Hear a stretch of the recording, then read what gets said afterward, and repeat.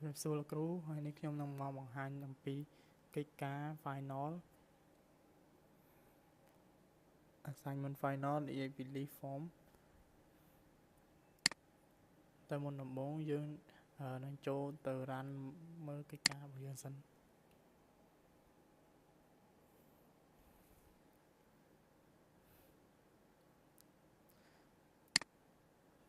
នៅក្នុង leave form យើងអាចបំពេញ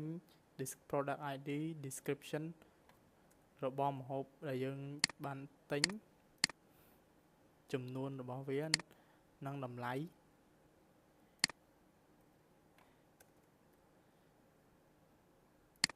យើងមាន radio box ដែលយើងអាចជ្រើសរើសពាក្យ new ឬ second hand ហើយមាន check box discount នៅក្នុង warranty ក្នុងពេលចុច add យើងចុច add ទៅ product វានឹង add ចូលទៅក្នុង data grid view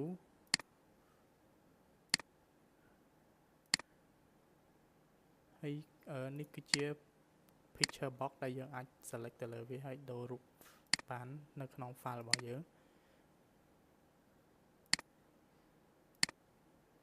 នេះគឺជា button remove ដែលយើងក្នុងការ select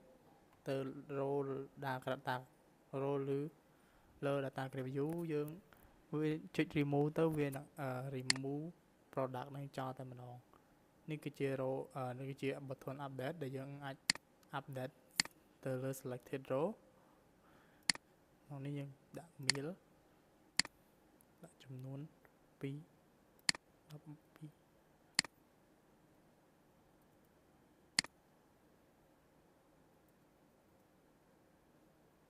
ពេលយើងចុច update ទៅវានឹង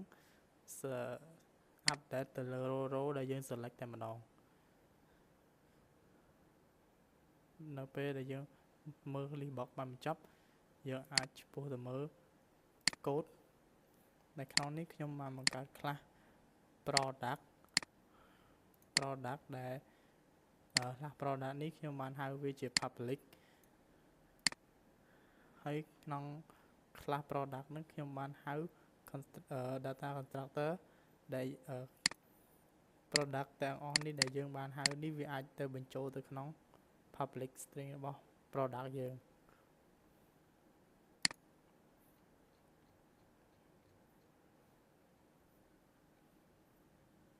នេះគឺជា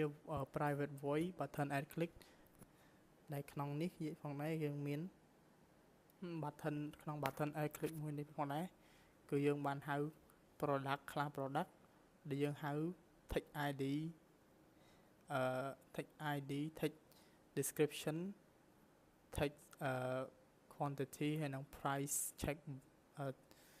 check box picture box image គឺយើងហៅ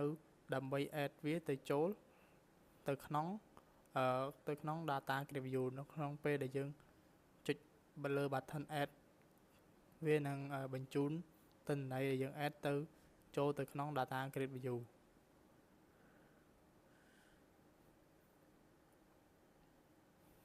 ហើយវានឹងបញ្ចេញ message ថា product add នេះគឺ private string get quantity គឺជា string សម្រាប់នៅពេលដែលយើងចុច radio box new ត្រូវបាន check វានឹង return new នៅពេលដែល radio box second បាន check វានឹង return second hand បើមិនអញ្ចឹងទេវានឹង return unknown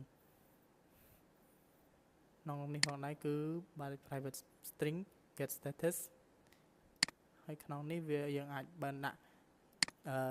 check box យើងអាច check ទាំងពីរបានព្រោះវាជា check box ហើយក្នុង check box discount បើវា check ហើយនឹង warranty បាន check វានឹង return discount ហើយ and warranty ក្នុងនេះបើ check box discount បាន check តែមួយទេវានឹងបង្ហាញតែ discount ទេបើ warranty បាន check តែមួយទេវានឹងបង្ហាញ warranty ដូចបើមិនអញ្ចឹងទេវានឹង return no ក្នុងនេះគឺ private void picture box click ដែលយើងបានទាញ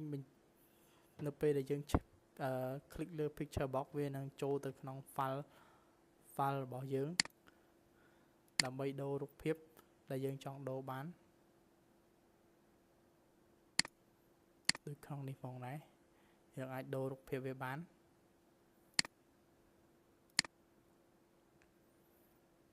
ចំណុចឯ button remove private void button remove คลิกនេះផងដែរយើងបាន select ទៅលើ row select ទៅលើ row ក្នុង data grid view ដែលធ្វើឲ្យនៅពេលដែលយើងចុច remove វានឹងលុបបំបាត់ row មួយ row ដែលយើង select តែម្ដងក្នុងនេះគឺនេះគឺជាការ remove យើង select វានឹង remove តែម្ដង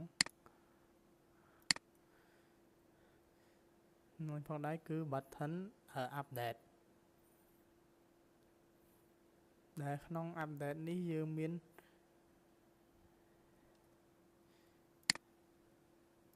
យើងអាចប្រើវាសម្រាប់ update នៅពេលដែលយើង add ទៅហើយ add ចូលទៅក្នុង data grid view ហើយយើងអាច select ទៅលើ row long data grid view មួយណាដែលយើងអាច select ហើយយើងអាចដូរវានៅដូរ data របស់វាដូចក្នុងនេះ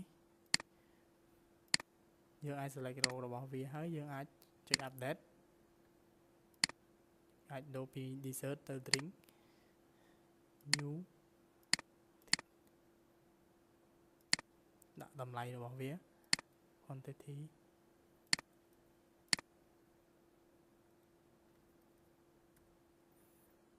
ចុច update វានឹង update ទិន្នន័យរបស់ដែលយើងបានដាក់ចូលទៅក្នុងdata grid view តែម្ដងកិច្ចការត្រូវបានបញ្ចប់ត្រឹមនេះសូមអរគុណលោកគ្រូ